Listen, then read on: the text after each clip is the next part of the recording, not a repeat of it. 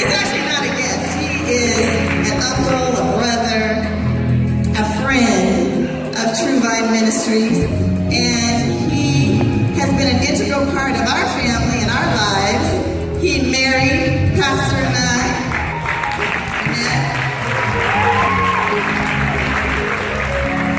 He christened little Trinity. Amen.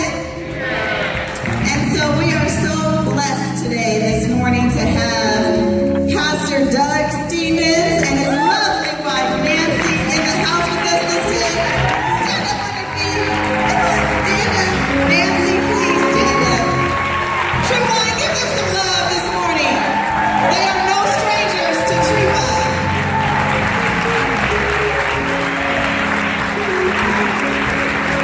Their friendship lasted or started with Pastor Newt and Mama Sally. How many years ago?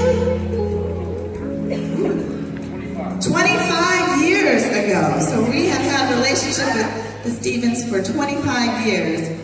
And today we are blessed that he came all the way from Texas to give us a word this morning. Amen.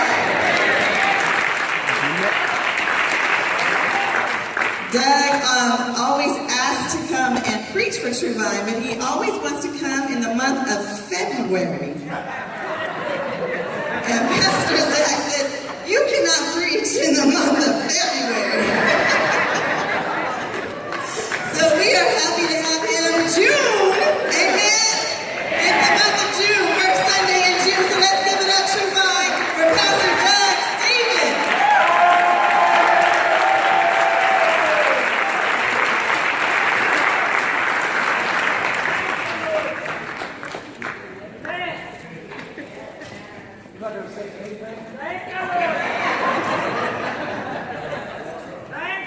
When is the last time he said nothing and he was up front?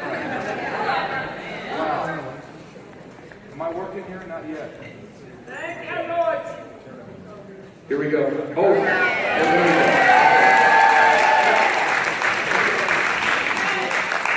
well, what an honor to be here. Been looking forward to this. Just happened to be in the neighborhood. We live in Austin, Texas now. 2 of our 3 kids live there, and our grandkids. So we're chasing them. And a couple of years ago, my wife, who's a retired teacher, said we gotta go down to Austin. We gotta move. And really hard for me to think about moving away from the Bay Area. I've been here 30 years. So many friends, so many connections, True Vine, so many other churches and pastors, and Oakland and other places in the Bay Area. And my wife said, well, you really have a choice. You can move to Austin with me, or you can live alone. So I'm here with you, and I live in Austin, Texas, and that's a pretty cool city, by the way. You should come down and see us sometime. We can take all these folks, couldn't we, as guests? Okay. In honor, Pastor Zach, Dr. Donna, Mama Sally. I miss my friend, Pastor Newt. I miss him a lot. He was the first one I met.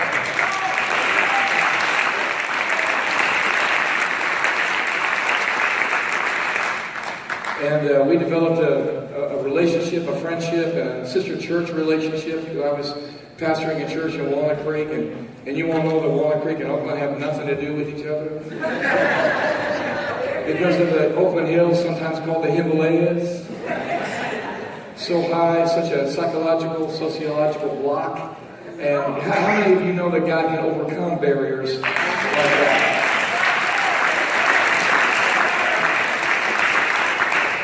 And that's been my pleasure and also my learning curve, and part of my growth in Christ is to see how big and wide and beautiful the kingdom of God really is.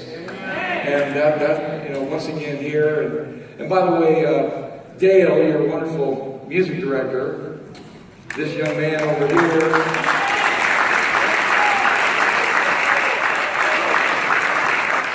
I was pastoring in Phoenix the last couple of years, and I brought him down to this church that was, it wasn't all white. It was probably only 99% white.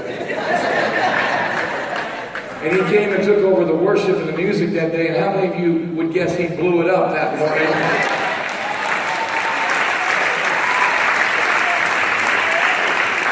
they loved him. They loved him. They want him to come back. They like to steal him away from you, actually. I don't think there's much of a chance of that, but anyway, it's just really good to be with you, and brought some friends, some dear friends from the other side of the hills, and we just got to keep doing this. We got to keep finding ways to get together.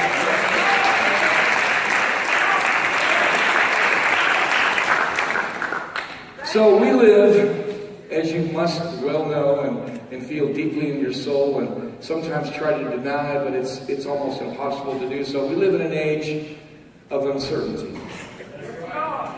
We live in a season of high anxiety. We live in a time of tension and the threat of terror. It's in the news constantly. We have instant news. We know what happens halfway around the world and what happens around the block. And we live in a time that's very, very difficult to find out who it is we can trust. We have a leadership crisis. Hard to know which leaders we can trust. Sometimes even hard to know if you can trust your own best friend. So I believe that we need to hear from a prophet this morning. Somebody who will tell us the truth. And somehow in the middle of that, there must be some hope embedded. And I believe there is. And so from the prophet Isaiah, chapter 62, I want to read a few words for us. We need to hear from a prophet. We need a timely reminder. We need to wake up to what it is that God wants to tell us. So I'm going to read a couple of sections from Isaiah 62, which means if you're standing up now, you're going to stand up again in a few minutes. So be prepared. If I just want to read the first verse to begin with. For Zion's sake, the prophet says, I will not keep silent. For Jerusalem's sake, I will not remain quiet, till her vindication shines out like the dawn, her salvation like a blazing torch. We'll stop there for the moment. I want to make some commentary. Please feel free to sit down. The first thing we learn by listening to the prophet, any prophet, and the prophets of the Old Testament are a very unusual group of people. You would not be inviting them to your next party, by the way. Because they have a habit of coming up and telling you honestly what's going on. And most of us can't handle the truth. But we have to. Because we are people who are captured by this truth. And captured by the love that's presented somewhere in this truth. But it begins with the prophet. And because the prophet does it, we have permission to do it. He cries out. Most of us keep silent when we should speak out. We haven't yet found our voices yet. We've been intimidated, we've been discouraged, we've been all wrapped up in our own concerns, and we're not expressing yet what we're invited to do. And once again, we have a role model for us, the prophet who cries out to God. Until God keeps his promises, I'm going to keep coming after him. And it turns out that God actually invites that. What might seem somewhat disrespectful or irreverent, I don't know that I should raise my voice in front of God. He's longing to hear from you. He wants to know what's on your heart. Well, he already does know. But do you know? And do you have enough faith to say, if I bring it up in front of him, it's going to make a difference? And many of us have decided that it doesn't make any difference. I'm not sure God is really interested. He's paying attention to more important people. He's got more important business to do than just listen to me. But you're wrong about that. He wants to hear from you. He needs to hear from you. He's inviting us. So God, are you going to keep your promise? There's a kind of defiant faith in the prophets. In fact, any kind of faith that's worth anything is defiant. It's not an easygoing, casual kind of faith. It's defiant because the circumstances do not yet line up with what God wants. There's no room for complacency here. Defiance is actually more of a Christian attitude in a time of uncertainty, a time of high anxiety, when there are threats all over the place, when things are not going well. Faith, by definition, is defiant because it says, this is not right. This is not what God wants. And I will not rest until Think about Abraham in the Old Testament. Abraham pleads with God. Think about Jacob. He wrestles with God. In fact, he says, God, I will not let you go until you bless me. How many of us pray like that? Have that kind of faith? Believe that when we're really up close and personal with God, that He actually welcomes that kind of intimacy and can handle what's ever on your heart, what's ever on your mind. You don't think He can? Believe me, He can handle it. He's a big God. He's much bigger than you think He is. You think about Moses, who actually argues with God at times on behalf of the people, reminding God of His promises.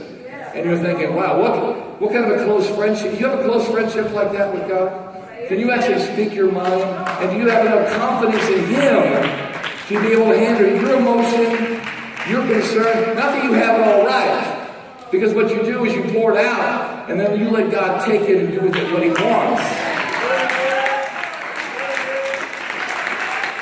Because the one you can trust absolutely will take it, and He'll give you a better answer even than your question was in the first place.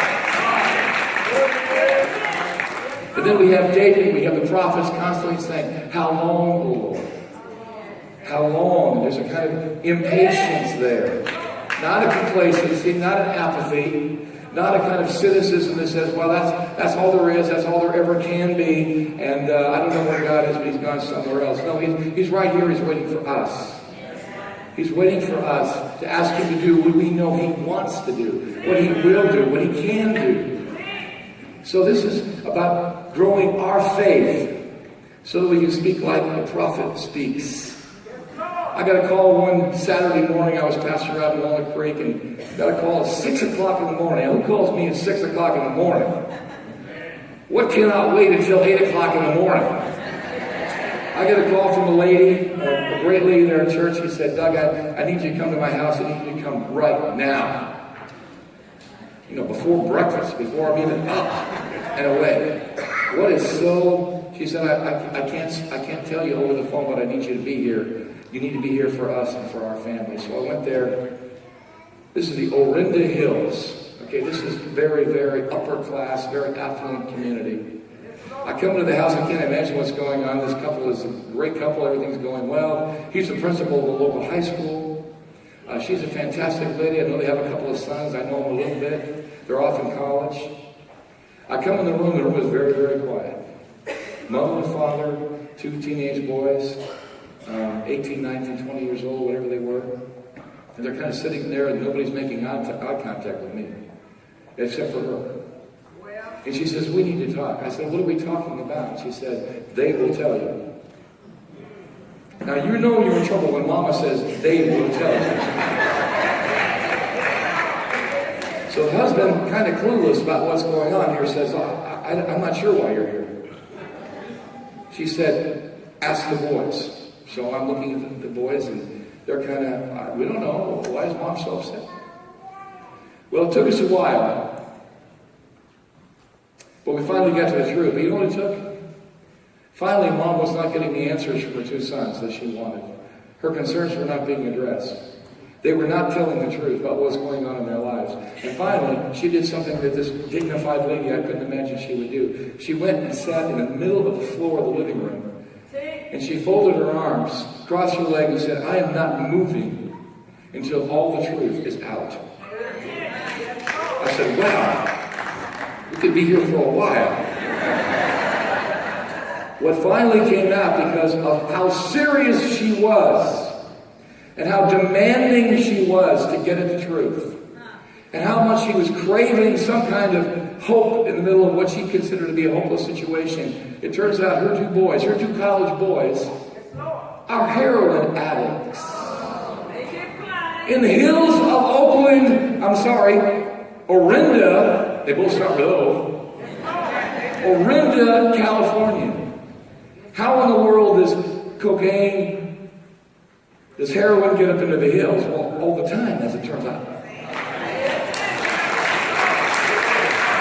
And you may know we have a heroin addiction that's come back with a vengeance in this country. And there's no respecter of class or race.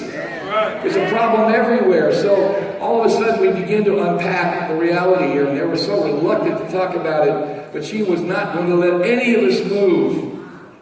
There was a kind of defiant, she wasn't going to let me move either.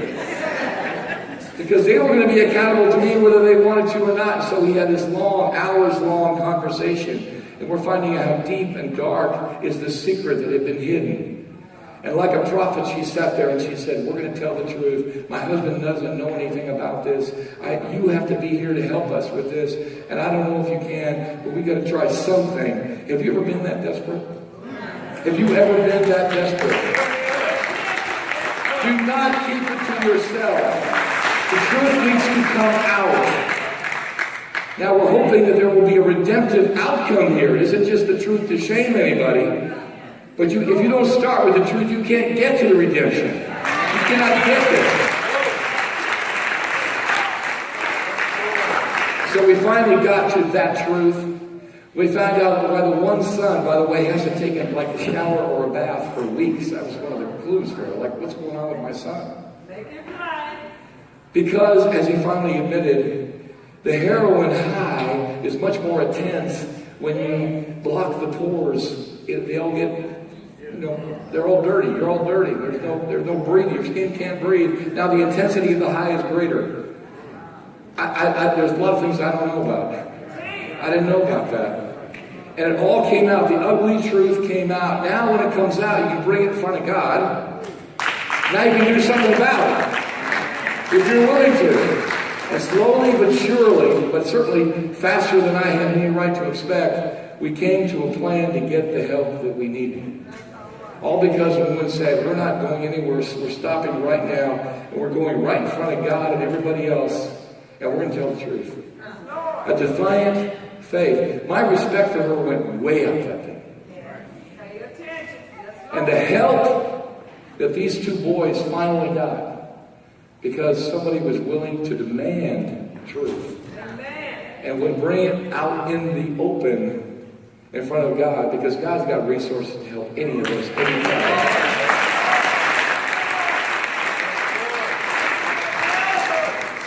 Okay, if you're up for it, I want you to stand again because we're going to read a few more verses here. We're not going very far today, but we're going to go deep, I hope. So you heard verse 1, now verse 2.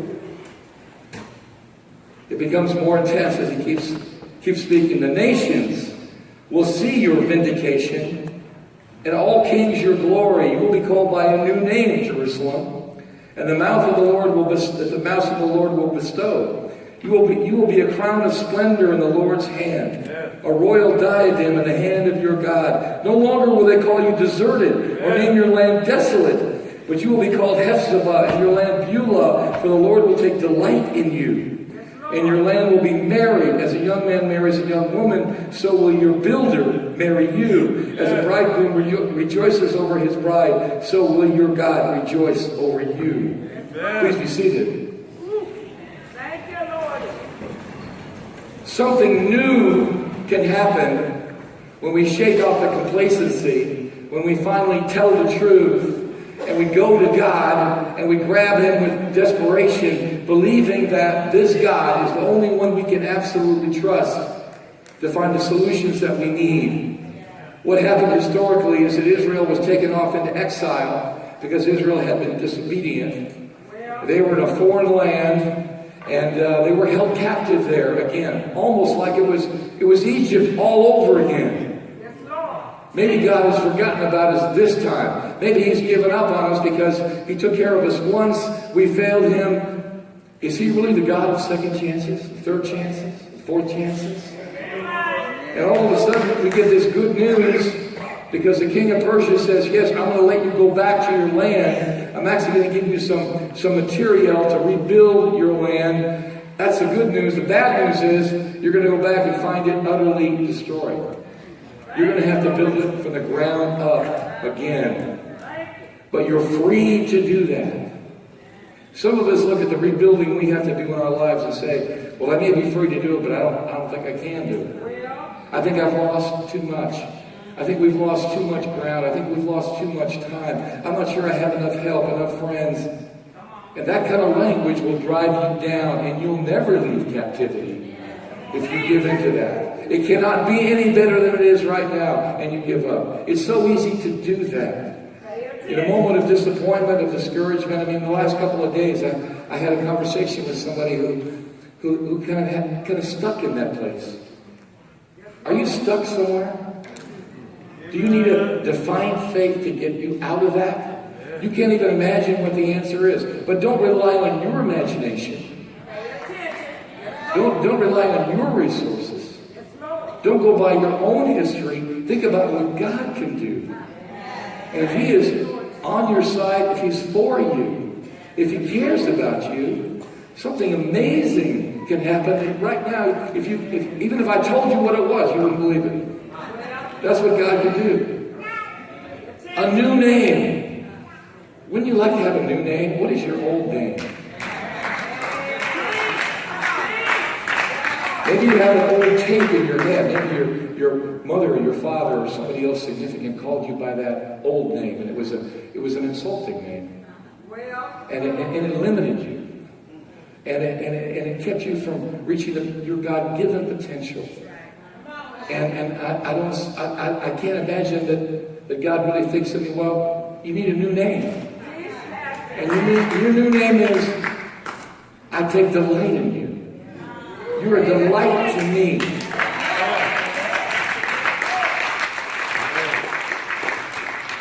And your new name is, I'm married to you. I'm committed to you. We have an intimate relationship. If you'll walk back into my arms, you'll find out how much love I have for you. That's your new name. You're the beloved one. You're the beloved son, the beloved daughter. Let me hold you. And you're standing in the corner with your arms folded saying, well, I don't know if you're really there. I don't know if you really believe in me. And I'm listening. I'm still listening to that old tape.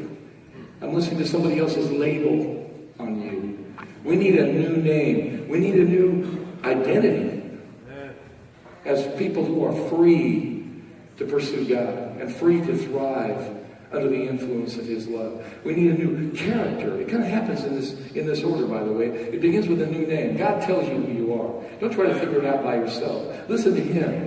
Listen to His word. It tells you who you are.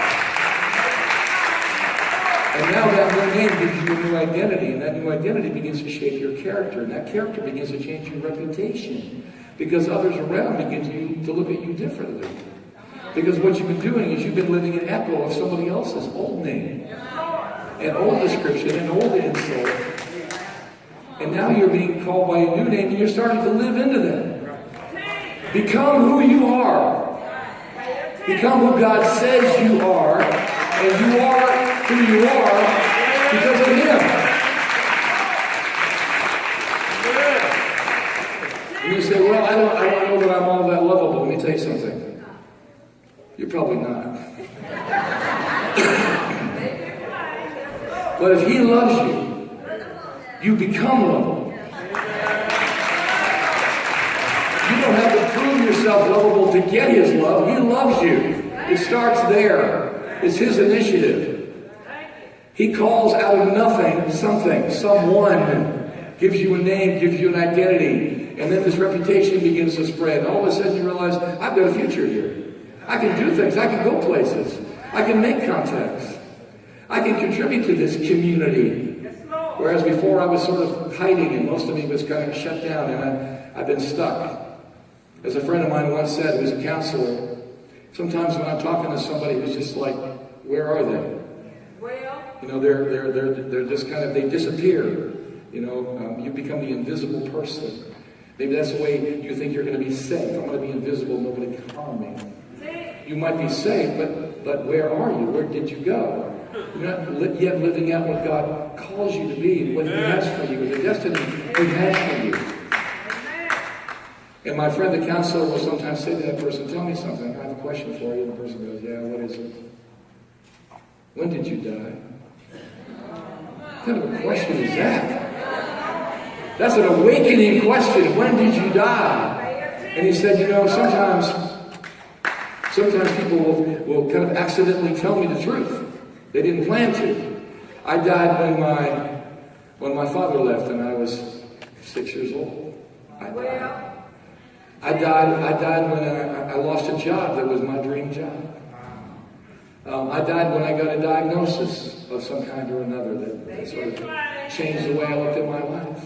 And I died. But we have a God who is all about resurrection.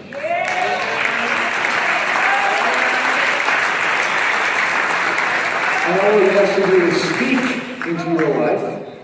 And out of nothing, or out of sadness, or even out of death, he can raise you up to become that new person with that new name.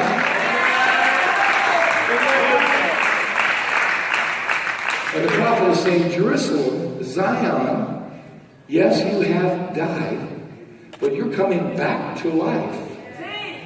But it isn't just something you sit back and as a spectator you watch, well, God, you do it. No, he's saying, I want you to engage with me. I want you to partner with me in this. You're required for this.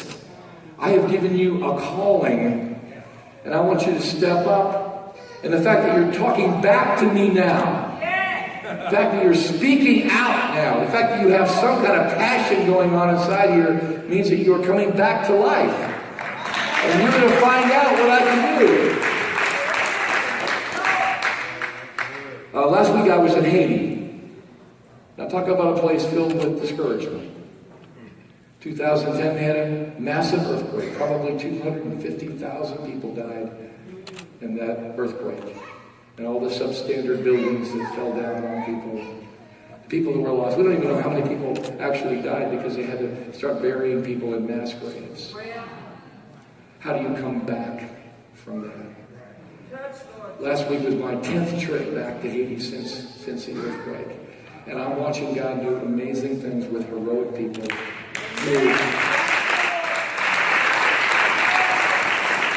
Let me tell you about my friend Furman, who is Haitian. And Furman, wife and six kids. And the earthquake hit. And their house was knocked off its foundation, but nobody was lost. Thank God. But they had a family meeting. And they said, we need to take in some of the orphan children around in our community because we've lost a lot of people. And you all get a vote, he said to his children. We're going to vote on how many people we can take into our home, into our family. And they decided on taking 12 more children. There were 6 children. They were going to take 12. They ended up taking 14 because they were brother and sister. So they have 20 children and a mother and a father. Oh, and by the way, they can't live in their house. They have to live in a tent outside their house for the next 3 years. Can God do something in a situation like that? Okay, all of you that are applauding right now, would you sign up for that?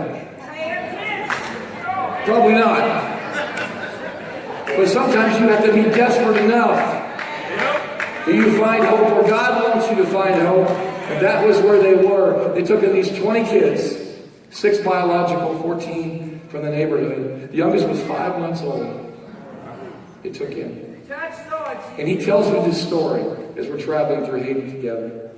And we're going off to meet with this group of pastors over here. And he's telling us, I'm just in awe. And then finally their house was rebuilt. They put a second story on their house. And now they all live in this house inside.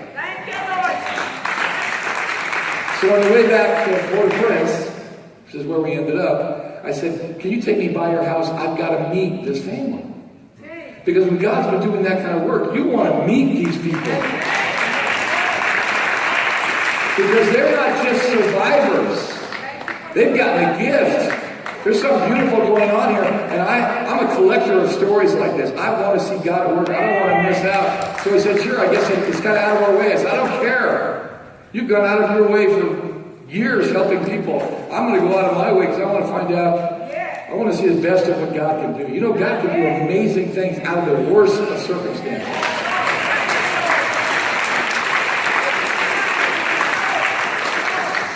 So I took me by the house. I come in the house. As soon as we're there, all the kids come up to Furman, the father, and they just hugs and kisses. Okay, just like we did a little bit ago. And I'm watching this going, everybody, these kids love their dad. And by the way, I can't tell the biological from the adopted. Because they're all his kids. And they all love him like a dad. And I'm watching the mom. By the way, how many would guess that the mom's an amazing lady? With 20 children. And she's amazing. She's busy. But you know, she's got all these helpers now. And there is just a sort of oasis of joy in this home. And they're all kind of jammed in. You know, there's 5 kids in this bedroom. And here's 3 kids over here. And by the way, the little girl, 5 months old, who's now 7 years old, she walks me around the house holding my hand. And I found out who she was. This is a little baby who never even knew her original family. And who now adopted into God's family. And is feeling his love. And now thinks she's somebody. Thinks that she's got a future. Feels like she now belongs in this place of love. Will now probably someday, you know, have a family of her own and kind of spread this out. These 20 kids are going to be missionaries to the world now. And that island is blessed because of them. And it comes out of this deep, dark, terrible place that only God could have shown his light into that place and recreated his family like he did. Okay, the last 2 verses. Stand up one more time. Verses 6 and 7. It becomes even more amazing. I have posted watchmen on your walls, Jerusalem. They will never be silent, day or night.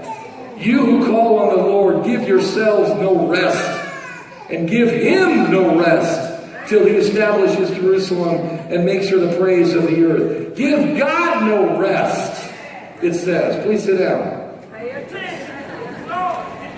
Or keep standing if you want, I don't care.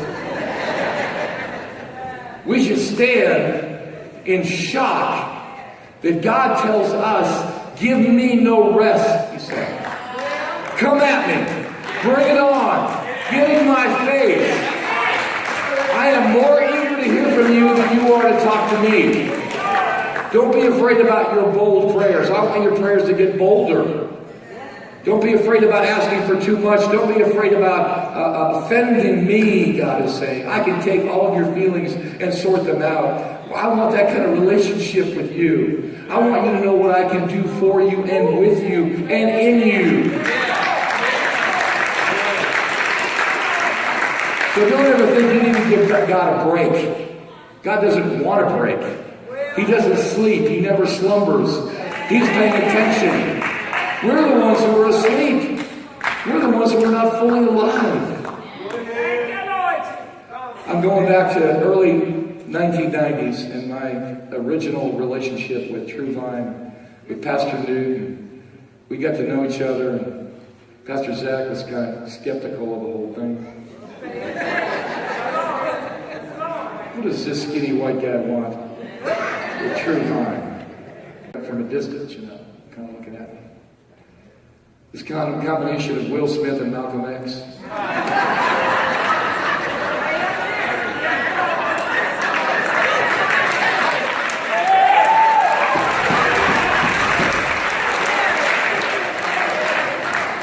Kind of scared me a little, actually.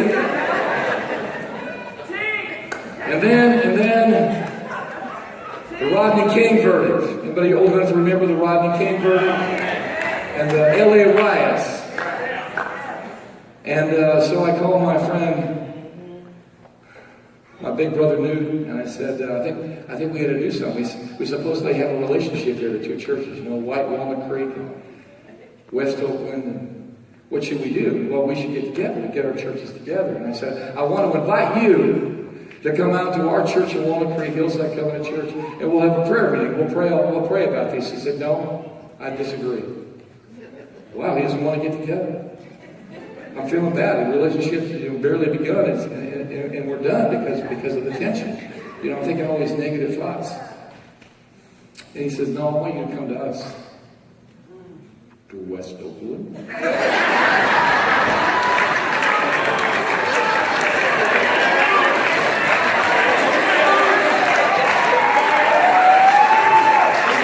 Right now, when the world's burning up, you want us to come there? Yeah, why don't you come on Sunday night? You want us to come at night?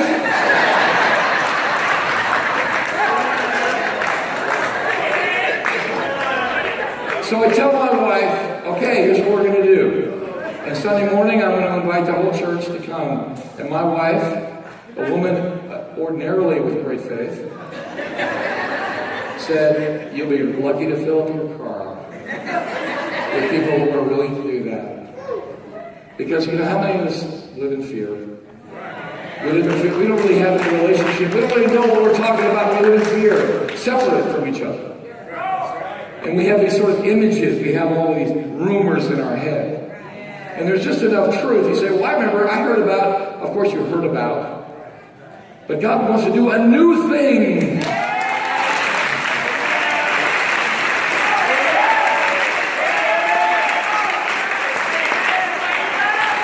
So we showed up over here 10th at your place over here. And by the way, I walked in and I called Pastor Karen just before we got there. I said, we're coming. He goes, anybody coming with you? Who's we? I said, there's 80 of us coming.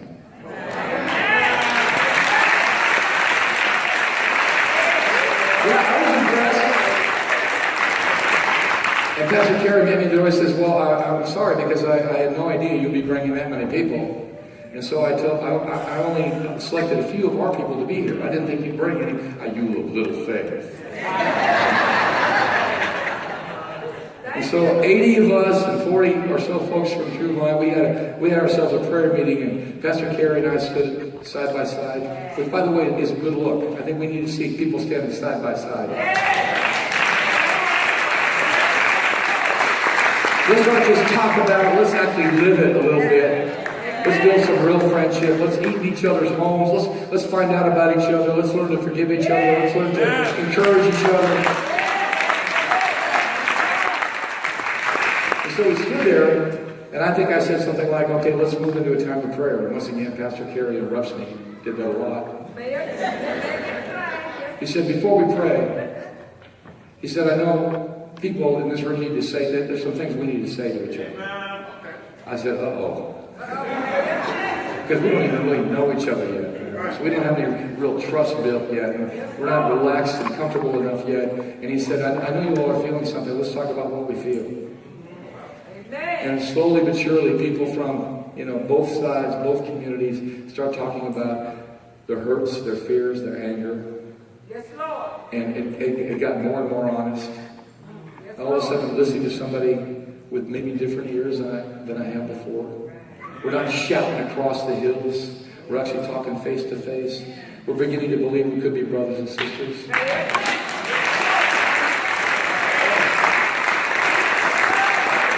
And then we mixed it all up and we prayed. And we prayed that the angel of death would pass over Oakland. And the angel of death passed over Oakland. It didn't happen like it could have. And we believe we had a small part in that. And God says, I've been waiting for you to ask me. I've been waiting for you to come together and ask me. I've been waiting for you to get real and honest. And tell me what you're feeling. And quit hiding it and pushing it down. And speak what you know in your heart is true. And trust me that I can handle this. And that I have an answer for you. And that it will be redemptive. It will be redemptive. Because He's the God of mercy. And again and again and again, you don't have to go back to the 1990s. You can look around the world today. Our communities today. Your family, your home, your neighborhood today. And say, what is it I'm not saying to God? What is it we're not sharing with each other? What is it we're afraid of saying in front of God and other people? And why are we so afraid? And why can't we live by faith? And why can't we find the courage to do what God is telling us to do, what the prophet is doing? Give yourselves no rest. There's some things you've been postponing. You need to say it out loud. You need to go to that person. You need to humble yourself. Ask somebody for forgiveness. You need to humble yourself and get with some friends and say, something is not right in our neighborhood, or it's not right in our church. And the point isn't to blame anybody. The point is, God, how can you transform us to become part of the solution here? God, when will you do that? And God's saying, anytime. What's wrong with today? By the way, that's the Bible's favorite word is today. Today is the day. This is the day of salvation. There is no tomorrow yet. It's today.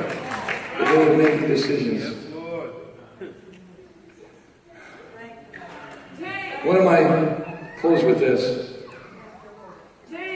One of the people who I admire more than anybody is somebody named Mother Teresa, if you remember Mother Teresa. And there's a documentary about her life put up by the BBC. It's fantastic. I followed her around for 1 year. And during this year, was sometime in the 1980s, she was in Beirut, Lebanon. There was a civil war going on. That was the part of the Middle East that was most troubling. And she was meeting, she's about 4'10", and she was an old lady at the time. And she's in her Indian sari, because that's where she works out of Calcutta, India. And she's sitting with these 5 very prestigious men of the hierarchy of the church. And she has brought news of a hospital which is across the Green Line, which is on the Muslim side of town. And there's a hospital there for disabled children, and that hospital's been abandoned by the staff because of the war going on, and the shelling, and the bombing. And she says, we have to go there and rescue those children. And a great debate breaks out in the room. They're filming in real time, real live, there's real conversation going on. And the men are saying, well, we appreciate very much, Mother Teresa, your concern and your great compassion. You're such a legend. But you know, while the war's going on, we can't go. While there's bombing and shelling, it wouldn't be safe. And they're almost kind of patting her on the head, saying, well, it's so sweet that you want to do this. And we know that you have such a loving heart, but, now's not the time, so please shut up, basically is what they're saying. And she keeps coming. And by the way, you don't want to be on the other side from this lady. You don't want to oppose her in the conversation. Okay? 4'10" tall. And she keeps coming back with, well, these children will die if we don't get to them in a couple of days, within a couple of days. They can't take care of themselves. They're in a tough position. And the men kind of wring their hands. We're sorry. But the political realities are, would you quit thinking in terms of political realities? God has a much bigger view of things, okay? There is no salvation by politics itself. Okay, God has to do something supernatural here. He has to break all the rules of the way we play the game. So finally she stops. And she's ultimately going to defer to and submit to their authority. And she says this. I'll never forget this. I was so shocked. Because they basically shut her down. And she said, all right then. I will pray to Jesus. And tomorrow, after all the bombing has stopped, tomorrow morning, we're going to go in and we're going to rescue these people, these children. Tomorrow, the bombing's going to stop? What kind of faith is that?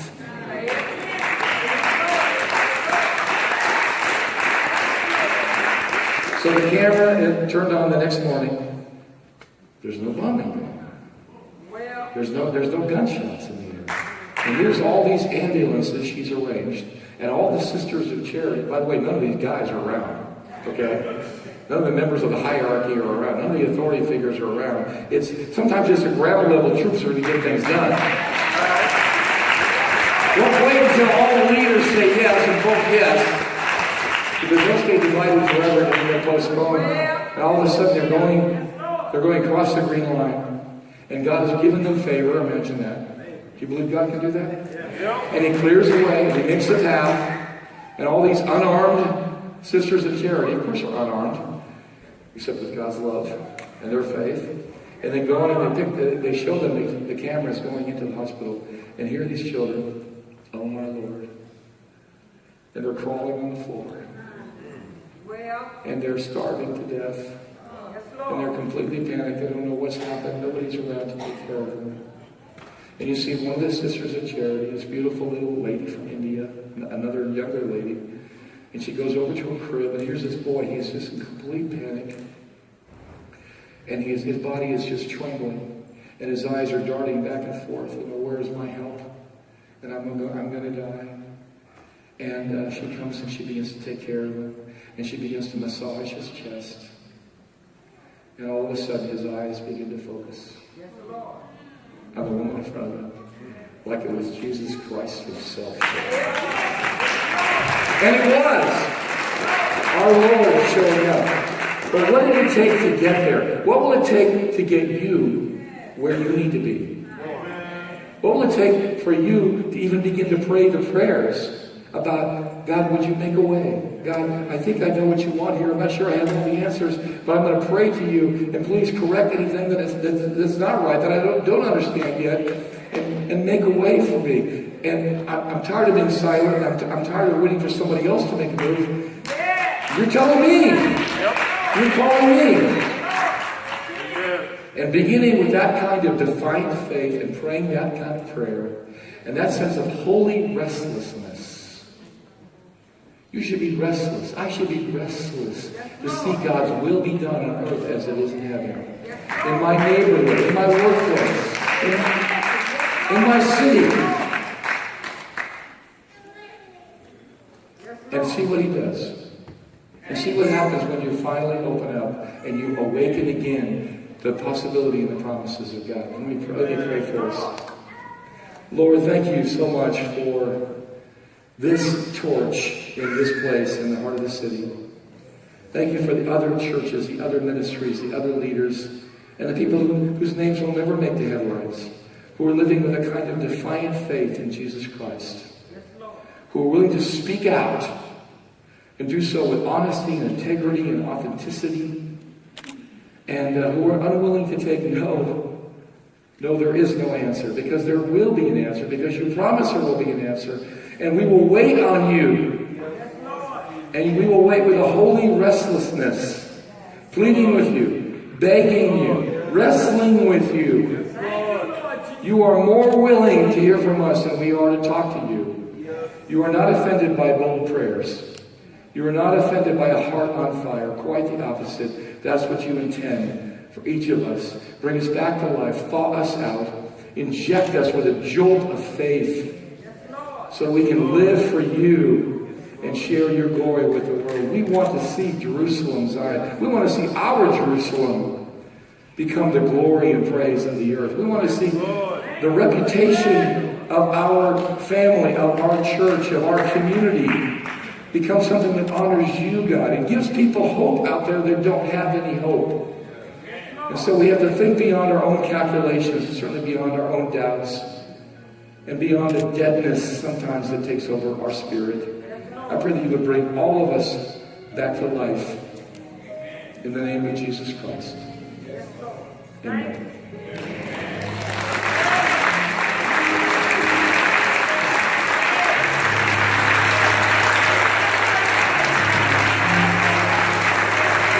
Praise God for the message.